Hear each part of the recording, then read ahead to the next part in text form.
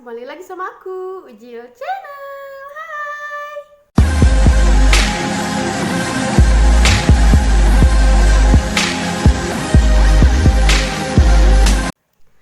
Oke gengs, di video kali ini aku mau ngebahas tentang orang-orang terpelit sepanjang sejarah gengs. Kira-kira siapa aja mereka?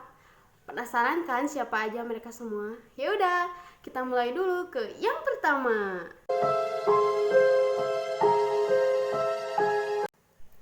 Oke gengs, yang pertama adalah J. Paul Getty. J. Paul Getty adalah orang terkaya di masa krisis ekonomi dunia yang dikenal sebagai Great Depression. Saat itu Getty mengontrol keuntungan dari 200 perusahaan, termasuk perusahaan minyak, dan dia dijuluki Getty Oil Company. Dan pada tahun 1996, Guinness World Record menamakan Getty sebagai orang terkaya di dunia dengan kekayaan sebesar 2 miliar dolar Amerika Serikat. Sampai saat kematiannya 1976. Namun, Getty terkenal dengan gaya hidupnya yang sederhana dan pelit. Ia bahkan memasang alat telepon umum, di mana pengguna harus membayar di saat menggunakan telepon di kediaman tersebut di Inggris. Getty terkenal dengan kekikirannya saat ia menolak untuk membayar uang tebusan sebesar 17 juta dolar Amerika Serikat saat cucunya diculik di kota Roma sekitar tahun 70-an. Dan karena penolakan tersebut, kuping cucunya tersebut dipotong oleh penculik dan disiarkan di koran umum, guys. Dan baru setelah melihat semua itu, Getty pun setuju untuk membayar uang tebusan yang sudah ditawarnya menjadi 2,2 juta dolar Amerika Serikat. Oke guys, next.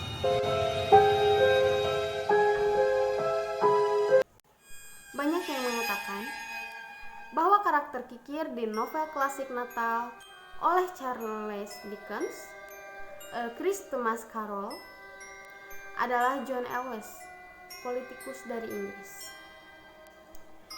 Ia lahir pada tahun 1714.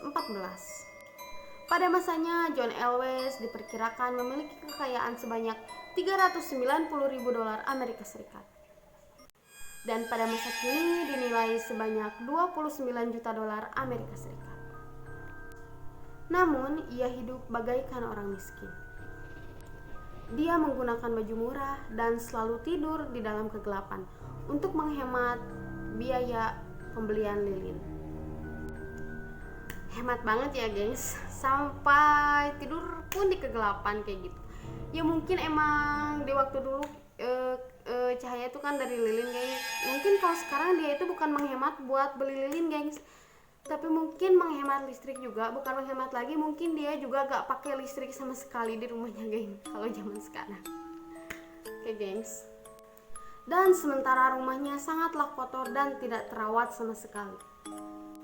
Sampai dia pun wafat tanpa meninggalkan banyak barang berharga. Namun ia meninggalkan semua kekayaannya kepada 2 anak laki-lakinya yang lahir di luar nikah.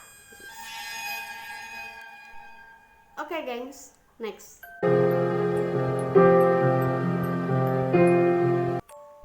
Oke gengs, yang ketiga adalah Ingvar Kamprad. Ingvar Kamprad adalah pendiri IKEA. Dia adalah salah satu orang terkaya di dunia. Kekayaannya diperkirakan sampai 6 miliar dolar Amerika Serikat. Dan pada awal tahun 1970, pengusaha asal Swedia ini pindah dan memilih untuk tinggal di Swiss. Hanya untuk menghindari pajak tinggi di negara asalnya itu, gengs. Karena di negara asalnya pajaknya begitu tinggi sehingga dia memutuskan untuk pindah ke Swiss. Ia dikenal selalu mengendarai mobil Volvo-nya yang sudah berumur 15 tahun itu, gengs. Ia selalu terbang di kelas ekonomi dan selalu memakai ulang kantung tehnya itu, gengs. Pria berumur 85 tahun ini juga sering mengunjungi restoran di IKEA untuk menyantap makanan yang harganya sangatlah murah. Oke gengs, next.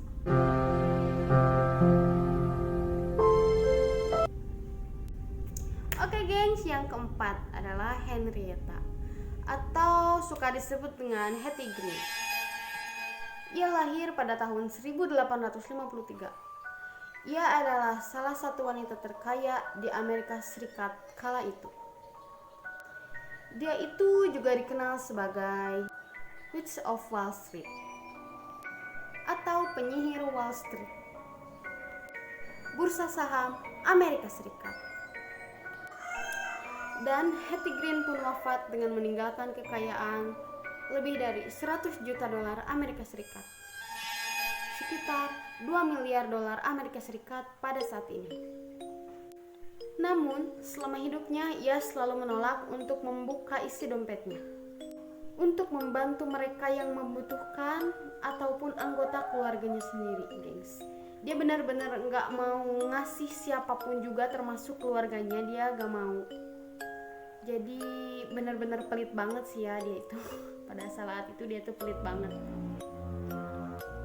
Ketika dia ingin pergi ke dokter pun, dia akan mengenakan pakaian yang sangat lusuh dan pergi ke klinik gratis khusus orang miskin, dan masuk dengan nama palsu untuk menghindari pembayaran di klinik gratis tersebut, gengs.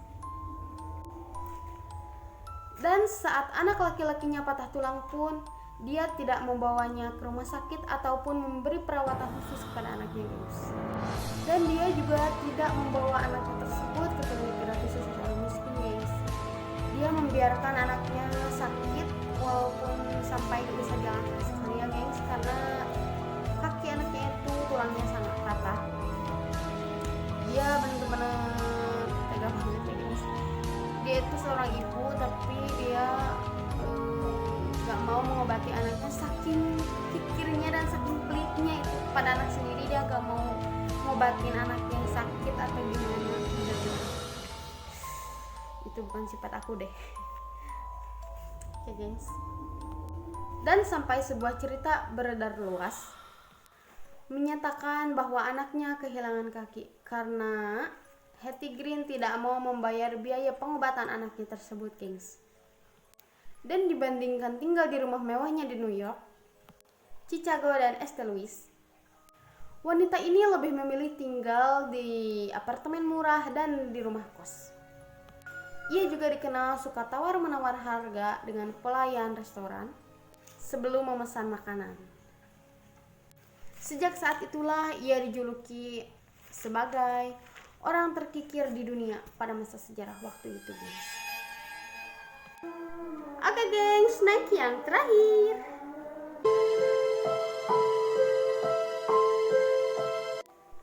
Oke, gengs, yang kelima atau yang terakhir adalah Wellington Erbert. Ia lahir pada 26 Agustus dan wafat pada tanggal 2 Maret 1919. Ia adalah seorang baron kayu dari Saginaw, Michigan. Pada saat kematiannya, kekayaannya diperkirakan setara 40 US dollar sampai 90 juta US dollar, atau setara dengan 1,3 miliar US dollar dalam dolar 2019. Untuk sementara waktu di awal tahun 1900-an, Bart mendapatkan peringkat sebagai salah satu orang terkaya di Amerika Serikat. Ia dikenal karena pabrik kayu dan kepemilikan kayunya, tetapi ia juga terlibat dalam pertambangan besi, rel kereta api, tambang garam, dan keuangan. Bart adalah seorang politikus, pemegang kantor wali kota Saginaw 1867, dan anggota Senat Michigan pada tahun 1893 sampai 1894 atau 1 tahun, guys. Di tahun-tahun terakhirnya, dia tinggal sendirian di salah satu rumah besar bersama para pelayannya. Ia diasingkan oleh teman dan keluarganya dan dijuluki The Lone Pin of Michigan. Dan ia resmi meninggal pada usia 87 dikarenakan dia memiliki penyakit pikun, gengs. Tapi Bart memiliki keinginan yang tidak biasa. Sama anehnya, tapi sama halusnya. seperti yang ada dalam sejarah pengadilan Amerika Serikat. Isinya adalah klausa dendam yang dibuat oleh Bart untuk membalas perseteruan keluarga. Itu ditentukan untuk menunggu 21 tahun setelah anak dan cucu-cucunya meninggal, sebelum sebagian besar kekayaan dapat diberikan kepada keturunan manapun, yang pada dasarnya mengasingkan anak-anak dan cucu-cucunya dari perkebunan, di luar beberapa anuitas kecil. Dan persyaratan wasiatnya pun terpenuhi pada tahun 2010 lalu, setelah kematian cucu terakhirnya pada tahun 1989. Dan pada Mei 2011, 12 keturunan Bart akhirnya menerima warisan itu, sekitar 100 juta US dollar. Warisan Bart saat ini beragam. Dilihat sebagai orang tua pendendam tapi dermawan di kota Saginaw dan pengusaha terkaya di Amerika Serikat masa itu, guys. Oke guys, segini aja video dari aku hari ini. Makasih banget bagi yang udah nonton video aku, dan makasih banget bagi yang udah like, comment, share, and subscribe ya, gengs. Jangan lupa follow Instagram aku di sini. Nanti aku follow back, oke? Oke gengs, sampai sini aja ya. Dadah, sampai jumpa lagi di video aku selanjutnya.